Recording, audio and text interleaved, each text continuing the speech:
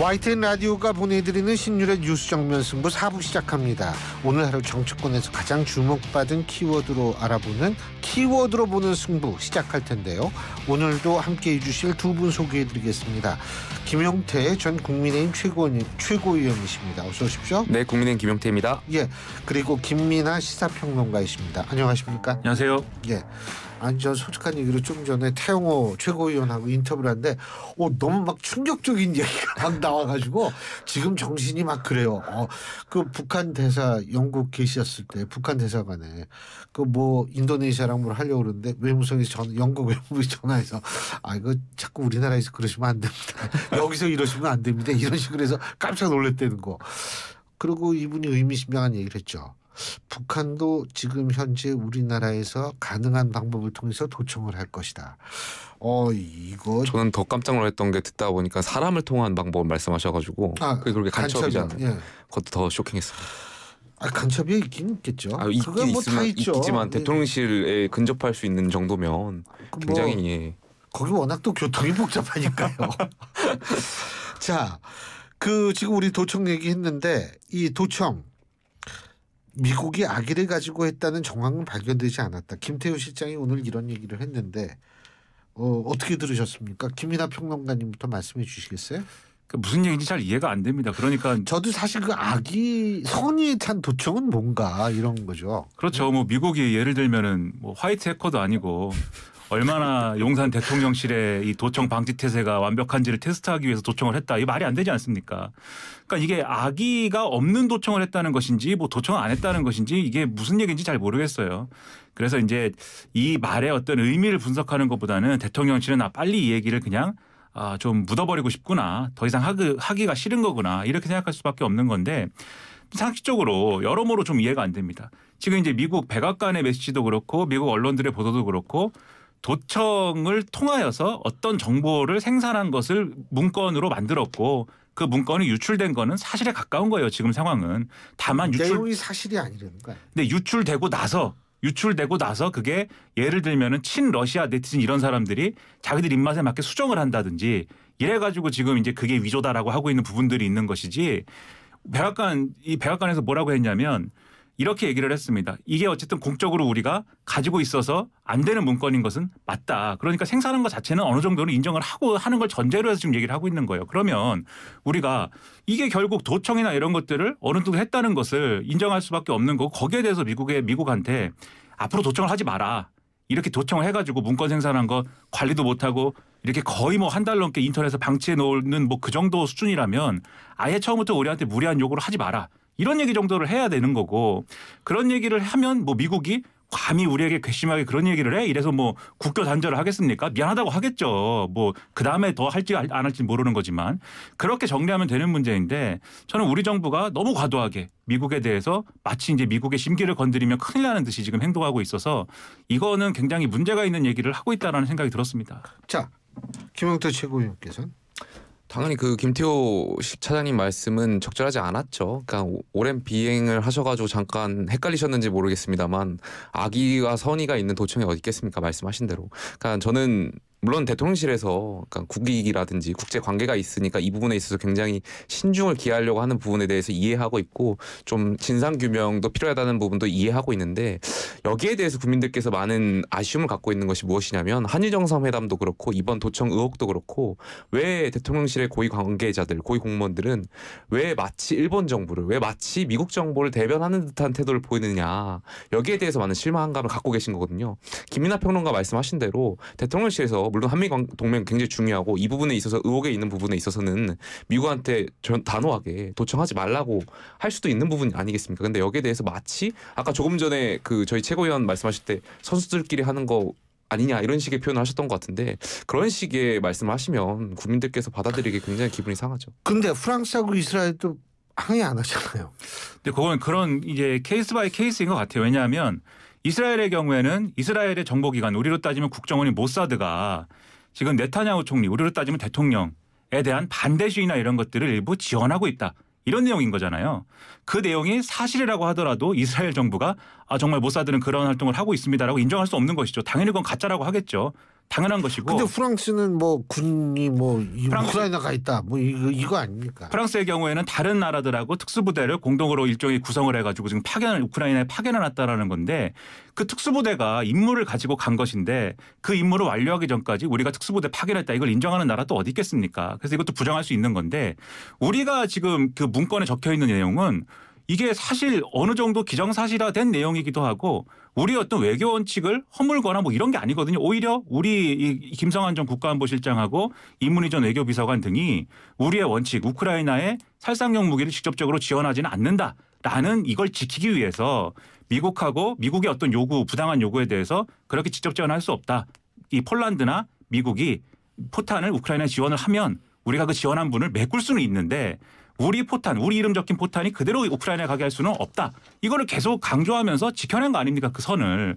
그러면 이거에 대해서는 우리 정부가 예를 들면은 뭐 우리가 뭐 이렇게 공개돼서는 굉장히 곤란한 얘기이기 때문에 우리가 뭐 인정할 수 없습니다. 이런 내용 아니기 때문에 여기에 대해서는 충분히 할 말 있는 거고 이스라엘하고 프랑스의 경우와는 다른 거거든요. 거기에 맞춰서 이제 하는 대응이 필요한 것인데 이걸 또 거꾸로 이스라엘과 프랑스도 지금 사실이 아니라고 하는데 우리가 왜 이것을 인정합니까? 라고 얘기하는 거는 제가 볼 때 본말이 전도된 것이다 이렇게 생각이 좀 듭니다. 예. 그 뭐 어쨌든 이 부분이 아주 굉장히 계속 그리고 이게 사실 이 휘발성이 굉장히 강한 이슈고 또 하나는 아주 흥미로운 무슨 영화 보는 듯한 느낌을 주는 이슈잖아요 이게. 예? 그렇기 때문에 아마 이 이슈 같은 경우에는 조금 좀 더 갈 것 같다는 생각이 드니까 뭐 다음 주에도 계속 얘기를 할 수도 있죠. 근데 이게 이제 조금 여기보다 휘발성이 떨어지는 이슈가 있습니다. 정광훈 목사에 관한 부분인데요. 자, 어떻게 보십니까? 정광훈 목사. 당연히 정광훈 목사의 손아귀에 있으면 안 된다.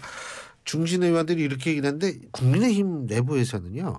실제로 그 좀 피부로 느낍니까? 정광훈 목사의 영향력을? 그러니까 저는 어제 제가 방송 들었더니 그 네. 김용남 전 의원께서 만 단위, 그러니까 정광훈 목사의 영향력이 만 단위라고도 말씀하시는 것 같기도 하고. 오늘 엄경영 소장님은 한 10만에서 30만 보시더라고요.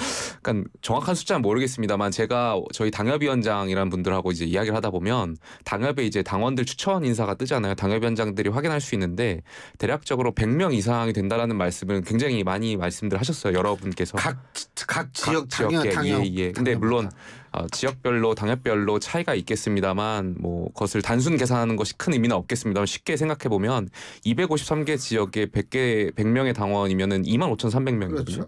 그럼 80만 명 당원 중에 25,300명이면 3%의 지분을 갖고 계신 거잖아요. 쉽게 생각하면 3%면 굉장히 막강한 거라고 생각되고요. 제가 전당대회 출마해가지고 6등으로 이제 낙선을 했는데. 당선 가능성인 아까 조금 전에 나왔던 태영 의원과 4등 하셨던 태영 의원과 불과 2%포인트 차이였거든요. 2만 표 정도였으니까 그러니까 3%면 좌우할 수 있는 굉장히 표다 큰 이거군요. 표죠. 그래서 저는 여기에 대해서 약간 김기현 대표께서 여기에 대해서 뭐 다른 당 사람을 계속 언급하는 것은 적절치 않다 정도의 이렇게 말씀을 하시는데 명확하게 저는 선을 그으실 필요가 있다고 생각해요. 이렇게 지도부가 애매모호한 태도를 보이면 당원들이나 국민들이 국민의힘을 바라볼 때 굉장히 이렇게 국민의힘의 스탠스가 뭐지에 대한 불안감이 있으실 수 있기 때문에 더 명확하게 말씀하셔야 된다. 그리고 저는 정광훈 목사가 지난번에 기자회견하는 거 보니까 정치인들이 그 목회자의 통제를 받아야 된다 이런 말씀을 하시더라고요. 저는 제가 국민의힘의 원내 지도부면 굉장히 배알이 정말 뒤틀렸을 것 같아요. 어떻게 그런 말씀을 듣고도 가만히 계시는지 여기에 대해서는 굉장히 강하게 항의하셔야 된다고 생각합니다. 김민하 평론가님은 어떤 이 현상 영향력이 좀 크고 뭐 어떻게 분석하고 계십니까? 그러니까 이거를 여태까지 얘기하고 있다는 것 자체가 영향력이 크다는 거를 반증하는 거죠. 사실 이것도 뭐 2, 3주 되지 않았습니까? 이게 전광훈 목사라는 분이 대한민국의 뉴스를 이렇게 딱 뭐 장악을 해가지고 여당 뉴스에 거의 전면에 나와가지고 몇 주째 이 얘기를 한다는 것이 그만큼 이분의 영향력이 상당하다는 것이고 지금 말씀하신 대로 당이 뭐 이 정치인들이 자기 통제를 받아야 된다고 막 주장을 하는데 거기에 대해서 오히려 이렇게 뭐 반론을 하거나 이런 사람이 없고 오히려 장해찬 최고위원이 용감하게 그래도 얘기를 했어요. 이런 분들하고 이런 말씀하면 안 된다라고 콕 집어서 얘기를 하고 그런 모습을 오히려 장해찬 최고위원처럼 청년 최고위원이지 않습니까? 좀 그래도 여러모로 좀 빚진 거 없는 사람으로 보이는 그런 사람이 얘기를 하고 나머지 이제 기성 정치인들은 뭐 벌벌 떨면서 있는 것 같은 느낌을 지금 준단 말이죠. 그러니까 지금 제가 볼 때는 과거부터 이제 어떤 지금의 어떤 국민의힘에서 정치를 하셨던 분들이 느낀 바는 이전 정권에서 광화문 집회나 뭐 이런 거 할 때 정강훈 목사 이런 사람들이 연단에 서가지고 거기서 말도 이 발언도 시켜주고 그리고 그 목사를 따르는 일군의 사람들이 굉장히 많은 것처럼 비춰지고 그런 것들이 있었기 때문에 그런 경험이 있었기 때문에 그렇게 행동하는지 모르겠습니다만은 말도 안 되는 것이죠. 이 국민들이 가지고 있는 정치적인 개념이나 어떤 생각하고는 완전히 동떨어져 있는 그런 발언을 계속 하는 분이기 때문에 우리나라는 신정이 분리된 국가 아닙니까? 그 뭐 말도 안 되는 얘기를 하는데 거기에 왜 여당이 끌려갑니까? 그래서는 안 되는 것이죠. 그리고 오늘 뭐 이 국민의힘의 원로들이 오셔가지고 그 중진, 그렇죠. 중진 원로하고 내지는 중진은 좀 다르죠. 그렇죠. 그건 또 다른 문제인데 중진들이 뭐 중진들이 화내요. 그러면. 그렇습니다. 네, 제가 현역이신데. 네, 예의를 갖춰서 말씀드려야 되는데 너무 일찍 이 뒤쪽으로 커튼 뒤로 보내버렸는데, 그러니까 이 말씀하시는데 읍참 마속을 해야 될 때도 있다. 뭐 이런 얘기를 하더라고요. 근데 마속은 맞습니까? 마속은 그래도 그 삼국지 보면 똑똑한 사람인데 마속조차도 되지 않는 이런 인사를 가지고 몇 날 며칠 여당이 얘기하고 있는 것 자체가 국민들은 한심하다고 생각할 겁니다. 근데 이제 제가 아까 어떤 언론 기사를 읽었는데 정광훈 목사 같은 경우에 뭐 한 번 집회를 하면 뭐 몇만을 이렇게 모은다 이거예요. 그런데 지금 정치인 중에 국민의힘 중에 누가 그런 능력을 가지고 있느냐?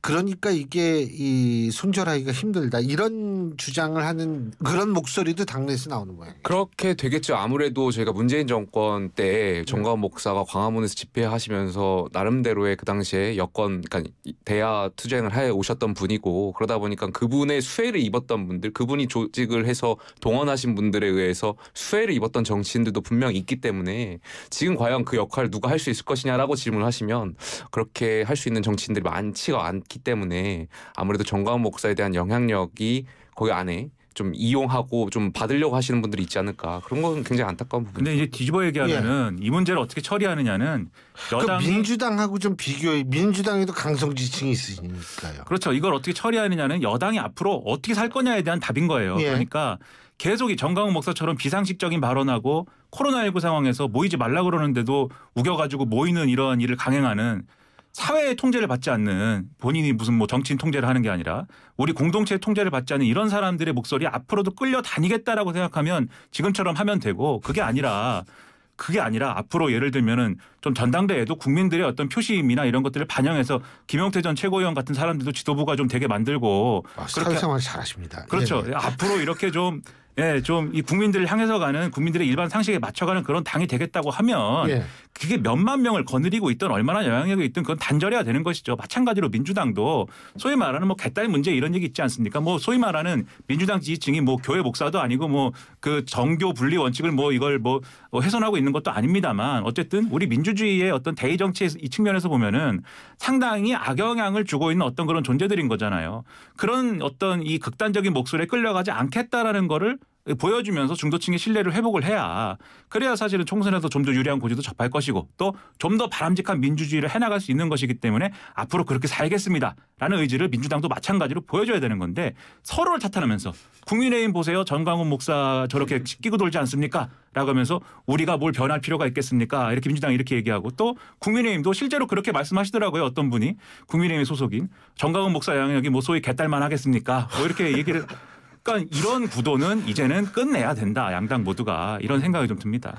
아니 근데 하여간 그 정광훈 목사와 관련한 인물에 대한 징계가 다시 오늘 이제 거론이 되기 시작했는데, 그 이유가 뭐냐면 국민의힘 새 윤리위원장으로 이분 성함이 황정근 변호사가 내정이 되지 않았습니까? 어떻게 징계할 거라고 보세요? 하기 전 어렵다라고 생각됩니다. 제 개인적인 생각으로는요. 그러니까 김재원 최고위원의 징계가 단순한 1차 방정식이 아니거든요. 그러니까 김재원 최고위원을 징계하게 된다면 그 뒤에 연결되는 분들이 태영 의원이라든지 조수진 최고위원에 대한 어떤 징계 형평성을 주장하실 거기 때문에, 그렇게 되면은 1차 방정식이 아니고 연립된 그 미지수가 여러 개인 방정식이 되는 거기 때문에, 여기에 대해서 당장 최고위원회 분들의 리스크가 떠안게 되면, 당 지도부가 시작도 한 지 얼마 안 됐는데 또 비대위 이야기가 나올 수밖에 없게 되겠죠. 그렇기 때문에 아무래도 현실적으로 김재원 최고위원의 징계는 좀 어렵지 않을까에 대한 생각이 있고요. 그런데 더 문제는 그 방정식을 저는 이 최고위원들이라고 생각하는 거기 때문에 더 문제라고 생각해요. 저희가 이 미지수를 해결하기 위해서는 총선에서 이겨야 된다라는 생각들이 있어야 되는데 당내 원내 의원분들이라든지 아니면 당내 많은 당협위원장이라는 분들 구성원들이 그냥 공천에만 목말라 있다 보니까 그러니까 지도부는 어떻게 되고 이런 거에 굉장히 연결되어서 생각만 하다 보니까 자기 정치 물론 정치는 자기 정치가 전제되어야겠습니다만 그러다 보니까 여기에 대해서도 굉장히 어렵지 않을까 현실적으로 어렵다라고 생각됩니다. 알겠습니다. 자, 다른 키워드 또 알아봐야 되는데 오늘 있었죠. 이 윤관석 의원에 대한 압수수색이요. 검찰에 의한 압수수색인데 자, 김민하 평론가께서는 이 민주당 전당대회 불법 정치자금 수수 의혹과 관련한 윤관석 의원에 대한 압수수색 어떻게 보십니까?